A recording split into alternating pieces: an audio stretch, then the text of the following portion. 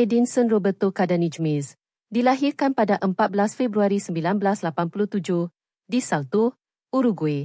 Ialah seorang pemain bola sepak profesional Uruguay yang sangat dihormati.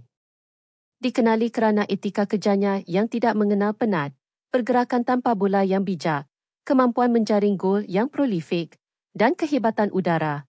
Beliau secara meluas dianggap sebagai salah seorang penyerang terbaik generasinya. Cadaní adalah penyerang nombor 9 klasik, terkenal dengan dedikasinya terhadap pasukan dan keupayaannya untuk menyudahkan peluang. Beliau kini merupakan pemain bebas agin, setelah kali terakhir bermain untuk Boca Juniors. Cadaní memulakan kejayaannya dengan Danubio di Uruguay sebelum berpindah ke Eropah untuk bermain untuk Palermo di Itali.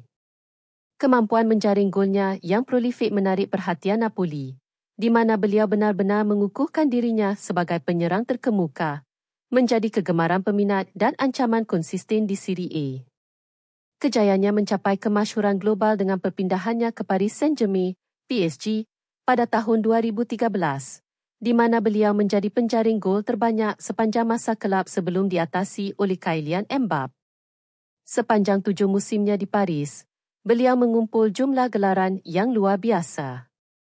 6 gelaran Liga 1, 4 Coupe de France, 5 Coupe de la Liga, 6 Trophées de Champions. Selepas meninggalkan PSG, Cadaní mempunyai tempoh yang signifikan bersama Manchester United di Liga Perdana, di mana pengalaman dan naluri pemangsanya sangat dihargai.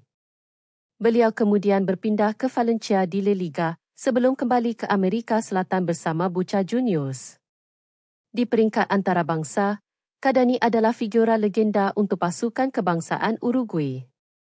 Beliau adalah penjaring gol kedua tertinggi sepanjang masa untuk negaranya dan telah mewakili Uruguay dalam pelbagai kejohanan utama, termasuk 4 Piala Dunia FIFA dan 5 kejohanan Copa Amerika.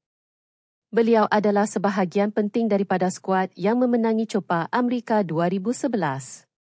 Legasi Edinson Cadaní ditentukan oleh rekod jaringannya yang luar biasa, usaha gigihnya di padang, dan dedikasinya kepada setiap kelab dan negara yang diwakilinya.